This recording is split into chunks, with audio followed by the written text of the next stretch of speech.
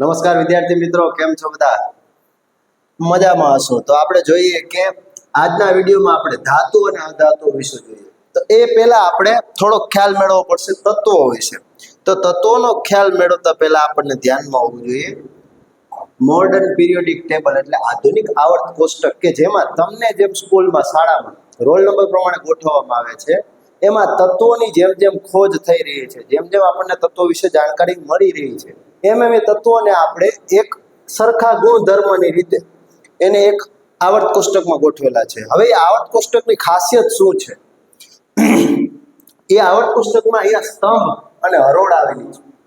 આ સ્તંભ અને હરોળમાં જે તત્વો ગોઠવેલા છે, તો એ એના ગુણધર્મ પ્રમાણે ગોઠવેલા છે. જેમ કે આપણે અહીંયા જોઈ શકીએ છીએ 118 છે આપણી પાસે, કુલ 118 તત્વો છે. એમાંથી 18 તત્વો છે એ આપણા અધાતુ છે, જ્યારે 7 છે એ અર્ધ ધાતુ છે અને 93 છે એ ધાતુ છે. તો એ જોઈએ કઈ બાજુ હોય છે.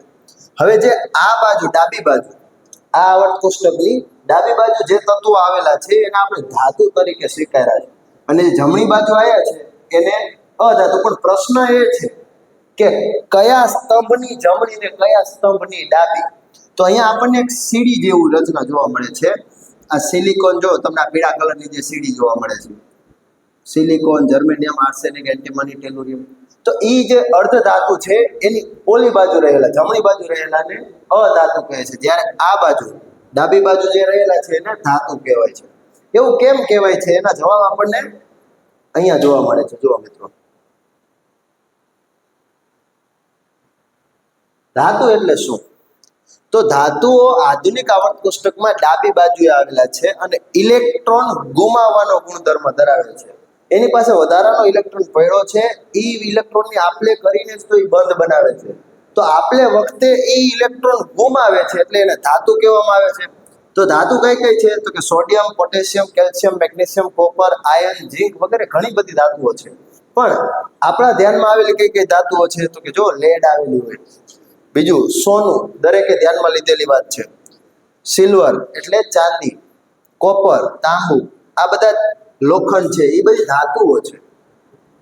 તો અધાતુ એટલે શું? એક છે ધાતુ, એક છે અધાતુ. બંને વિરુદ્ધ વસ્તુ છે. ધાતુ એટલે ખબર પડી ગઈ. તો અધાતુ એટલે શું?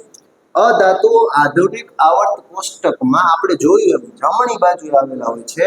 જેમ ધાતુ ઇલેક્ટ્રોન ગુમાવતું હતું, એમ અધાતુ ઇલેક્ટ્રોન સ્વીકારશે, મેળવશે. તો એ અધાતુ કયા? Carbon, nitrogen, oxygen, fluorine, sulphur, chlorine, bromine, iodine, આ બધા જ અધાતુના ઉદાહરણ છે. કઈ કઈ અધાતુ? તો જો તો હીરો, હીરો જોઈએ છે એ તો આપણને સખત જોવા મળે છે, પણ એ ધાતુ નથી મિત્રો. એ શું છે? અધાતુ. કેમ કે એ કાર્બનનું રૂપ છે, માટે હીરો અધાતુ છે. કાર્બન, આપણે જે પેન્સિલ તમે ઉપયોગ કરો છો, પેન્સિલના છરામાં જે આવે છે એ કાર્બન હોય છે. સલ્ફર, ફોસ્ફરસ, સલ્ફર ક્યાં જોઈએ? તમે ફટાકડામાં ઉપયોગ થાય છે એનો. આ બધા અધાતુ છે.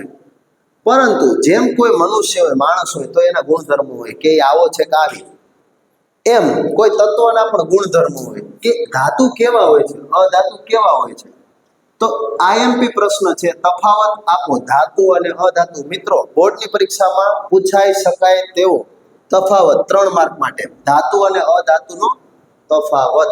તો બંને માટે આપણે જેમ દોરીએ છીએ એમ ડાબી બાજુ ધાતુ લખી અને જમણી બાજુ અધાતુ. તો સિમ્પલ એક જ વસ્તુ ખ્યાલમાં રાખવાની છે કે આપણે ધાતુ એટલે પહેલી જ ફટાક દઈને મગજમાં આવે શું? લોખંડ અને લોખંડનો સળિયો. તો આપણે એક લોખંડનો સળિયો ઇમેજિન કરી શકીએ. તો એ લોખંડના સળિયાને ધ્યાનમાં રાખીને ધાતુના મુદ્દા લખી નાખવાના. સામે અધાતુ એનાથી વિરુદ્ધ હોય. જેમ કે લોખંડનો સળિયો કેવો હોય? મને એમ કહેતો આમ પકડી તો સખત મજબૂત હોય, એ સખત હોય છે. તો ધાતુ સખત હોય છે. તો અધાતુ કેવી હોય છે? બરડ હોય છે. બરડ એટલે કેવું? ચોકના ટુકડા જેવું, કે આમ ભાંગો તો ભાંગી જાય, બટકી જાય. તો ધાતુ સખત હોય, અધાતુ બરડ હોય છે. વધુમાં ધાતુ ચળકાટ ધરાવે. તમે લોખંડનો સળિયો કાપેલો જોયો હશે કે એમાં ચળકાટ ધરાવે. કોઈ પણ ધાતુ હોય ને ચળકાટ ધરાવે. તમે સોનાનો ઘરેણા લો તોય, પછી ચાંદીની વીંટી લો, તાંબાની વીંટી લો, એ બધું ચળકાટ ધરાવે, તેને ધાતુ કહેવામાં આવે છે. તો સામે અધાતુ કેવા હોય છે?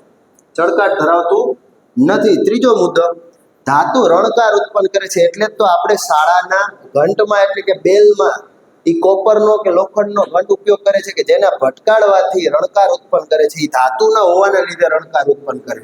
તો સામે અધાતુ છે એ કેવું હશે? રણકાર ઉત્પન્ન કરતું નથી મિત્રો.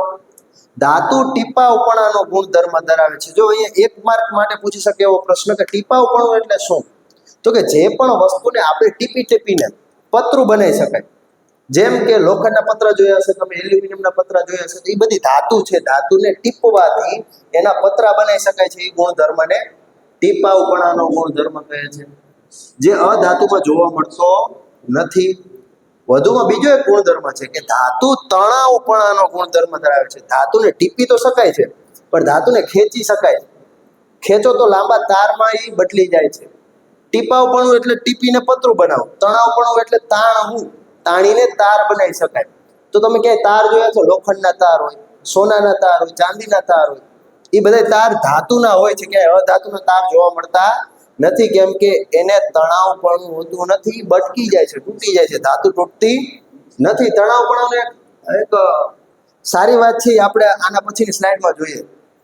ધાતુ વિદ્યુતનો શું વાહક? હવે જે આપણે સળિયાની વાત કરી હતી, હવે સળિયાના એક છેડે તમે વિદ્યુત વહન કરાવો અને બીજા છેડે તમને અડવાનું કહો, તમે અડશો નહીં, કેમ કે બધાને ખ્યાલ છે ધાતુ છે એ વિદ્યુતનું વહન કરે છે, પણ અધાતુ વિદ્યુતનું વહન કરતું નથી. પછી ધાતુ ઉષ્માનો શું વાહક હોય છે? હવે રસોડામાં આપણે જે વાસણોનો ઉપયોગ કરે છે, ધાતુના વાસણને જો આપણે ચમચી છે, માનો કે ચમચીને ગરમ પાણીમાં બોળેલી છે, તો એ આખી ચમચીને આપણે અડકશું નહીં. કેમ? ભલે એની ખાલી આગળનો ભાગ જ પાણીમાં બોળેલો છે, એ ગરમ હોવા છતાં એ ઉષ્માનું વહન કરે છે, ટોચ સુધી ગરમ હોય છે, તો એને આપણે અડતા નથી. કેમ કે ઉષ્માનો કેવો હોય છે? શું વાહક હોય છે? એનું વહન કરે છે.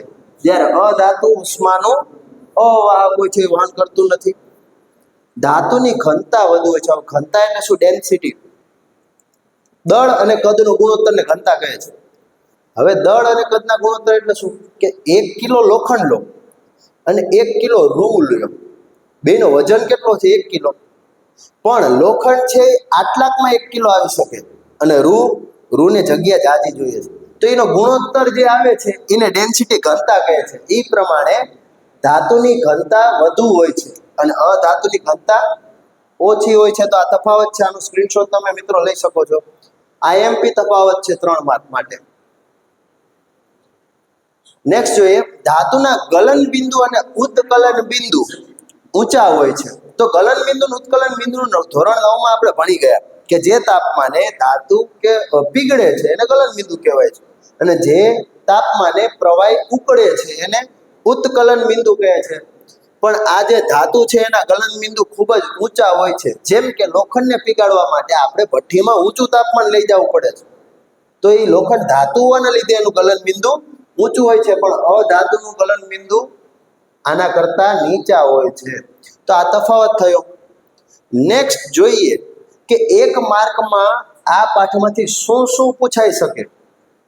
તો ધ્યાન રાખજો મિત્રો, 1 માર્ક માટે આઈએમપી છે કે ધાતુ સખત હોવા છતાં સોડિયમ અને લિથિયમ પોટેશિયમ ધાતુને છરી વડે કાપી શકાય છે.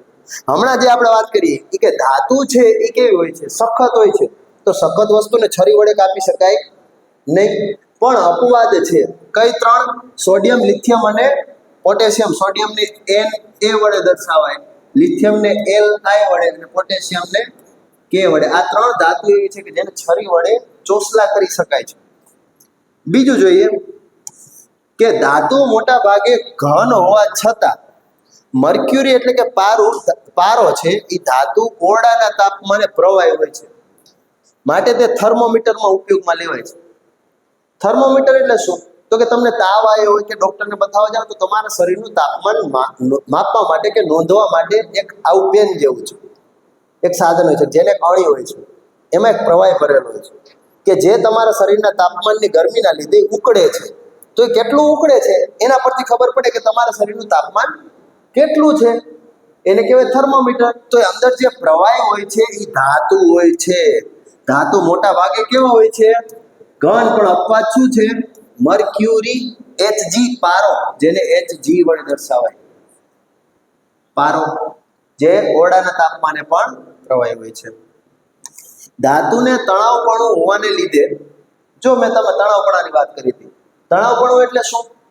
તો કે જેને ખેંચીને લાંબો તાર બનાવી શકાય. ધાતુને તમે ખેંચો તો એ લંબાય, એ તણાય, તો એ જ ગુણધર્મને એનો તણાવપણાનો ગુણધર્મ કહે છે.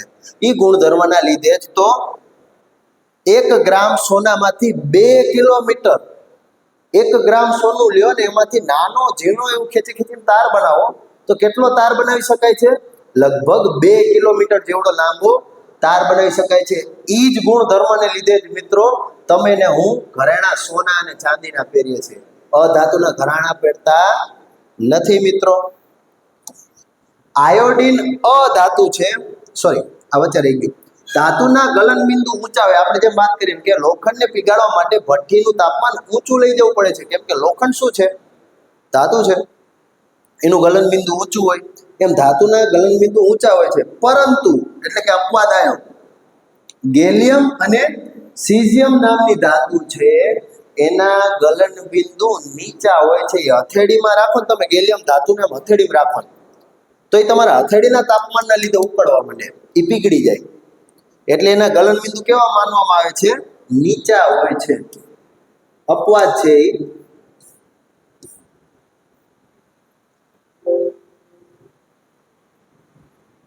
એ અપવાદ છે.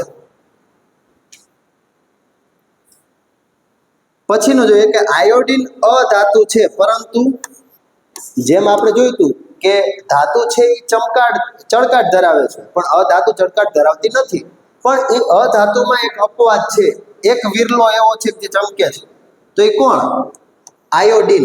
આઈ તરીકે દર્શાવવામાં આવે છે, 17મા સ્તંભમાં આવેલું છે. મેં તમને જે પિરિયોડિક ટેબલ બતાવ્યું આધુનિક આવર્ત કોષ્ટક, એમાં 17મા સ્તંભમાં આવેલું આયોડિન છે એ અધાતુ હોવા છતાં પણ ચમકે છે. એમ મિત્રો તમારે ચમકવું હોય તો અમારા વિડીયો જોતા રહો.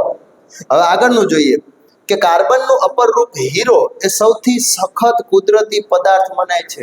હવે સખત વસ્તુઓ તો ઘણી બધી છે, આપણને એક તો ખ્યાલ જ છે ધાતુ, પણ સૌથી સખત અને એમાંય કુદરત દ્વારા મળતો સૌથી સખત પદાર્થ કોણ છે? હીરો, જે કાર્બનનું અપર રૂપ છે. અપર રૂપ એટલે કાંઈ જ નહીં કે અંદર રાસાયણિક રીતે તત્વ એક જ હોય, પણ એ તત્વોની ગોઠવણી અલગ અલગ થવાથી એનું ફિઝિકલ રૂપ, ભૌતિક રૂપ બદલાઈ જાય છે. તો કાર્બનના એવા અપર રૂપો છે. એ અપર રૂપોમાંનું એક એટલે હીરો, કે જે સૌથી સખત કુદરતી પદાર્થ મનાય છે. હવે એ જ કાર્બન શું છે? અધાતુ, પણ તોય એનો આ અપર રૂપ સખત છે, માટે આ આપણા માટે અપવાદ થયું. અધાતુ હોવા છતાં ઓછું ગલન બિંદુ અને ઉત્કલન બિંદુ ધરાવે છે. ઊંચું ગલન બિંદુ અને ઉત્કલન બિંદુ. હીરાને તમે ગરમ કરો તો એ ફૂટી જતો નથી, બહુ ઊંચા તાપમાને ફૂટે છે. એટલે એ અધાતુ હોવા છતાં પણ ઓછું નહીં, ઊંચું ગલન બિંદુ ધરાવે છે. ગ્રેફાઇટ, જો આ હીરાનું બીજું અપર રૂપ ગ્રેફાઇટ કાર્બનનું બીજું અપર રૂપ છે. તો એના અપર રૂપો કયા કયા છે? તો કાર્બનના અપર રૂપો પેલો આવે હીરો, બીજો આવે ગ્રેફાઇટ, પછી શું આવે તો કે બકીબોલ આવે છે, જે તમારે નેનો ટેકનોલોજી પાઠ આવતો પણ હવે નથી આવતો, એમાં અંદર આવતું હતું. તો અત્યારે આપણે બે જ યાદ રાખવાના છે, હીરો અને ગ્રેફાઇટ. તો એ ગ્રેફાઇટનું શું છે અપવાદ? ગ્રેફાઇટ કાર્બનનું બીજું અપર રૂપ છે, જે અધાતુ હોવા છતાં, અધાતુ કોઈ દિવસ વિદ્યુતનું વહન કરે નહીં, પણ આ એક અપવાદ એવો છે કે જે વિદ્યુતનું સુવાહક છે. એટલે તો મિત્રો આપણે એને જે એનોડ અને કેથોડ બનાવીએ છીએ, અથવા બેટરીના જે ધ્રુવ બનાવીએ છીએ, એમાં એ કાર્બનના સળિયાનો ઉપયોગ કરે છે. એ અધાતુ હોવા છતાં પણ વિદ્યુતનું સુવાહક છે. તો આ 1 માર્ક માટે પૂછાય એવી વસ્તુ છે. સ્ક્રીનશોટ લેવો હોય તો લઈ શકો છો મિત્રો. તો આજના વિડીયોમાં આપણે શું જોયું? ધાતુ એટલે શું છે, એ ક્યાં આવી છે? અધાતુ એટલે શું છે, એ ક્યાં આવી છે? ક્યાં એટલે કેમાં? આધુનિક આવર્ત કોષ્ટકમાં ધાતુ ડાબી બાજુ અને અધાતુ જમણી બાજુ આવેલી છે. વધુમાં એના ગુણધર્મ વિશે વાત કરીએ કે એનો તફાવત, જે આઈએમપી પ્રશ્ન છે આ પાઠનો, એ આપણે ચર્ચા કરી. ધાતુ અને અધાતુ વચ્ચેનો તફાવત અને એના ગુણધર્મનો ખ્યાલ મેળવ્યા પછી આપણે એના અપવાદ જોયા કે કોણ અપવાદ છે, કોણ સામાન્ય ગુણધર્મથી થોડુંક વિપરીત છે, એને આપણે ખાસ યાદ રાખવા પડે 1 માર્ક માટે. તો આટલી વાત કરી આપણે આજના વિડીયોમાં. તે જોવા બદલ થેન્ક યુ, અને આવા જ વિડીયોને જોતા રહો, શીખતા રહો. Thank you.